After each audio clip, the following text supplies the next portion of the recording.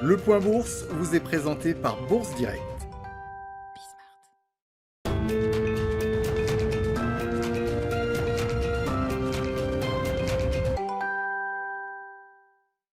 Bonjour à tous, tendance en légère hausse ce matin sur le CAC 40 alors que le marché aura les yeux rivés aujourd'hui sur l'audition de Janet Yellen devant le Sénat. Si sa confirmation par la Chambre haute fait assez peu de doute, son discours restera suivi de près, notamment vis-à-vis du plan de relance proposé par Joe Biden la semaine dernière. La presse américaine rapporte en effet que Janet Yellen compte défendre devant le Sénat le plan de relance important pour limiter l'impact de la crise sanitaire.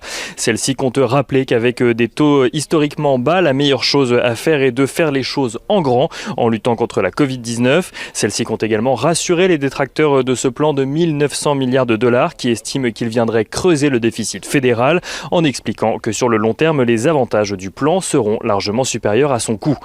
Janet Yellen qui compte donc user de cette prise de parole devant le Sénat pour demander aux sénateurs de soutenir le plan voulu par Joe Biden.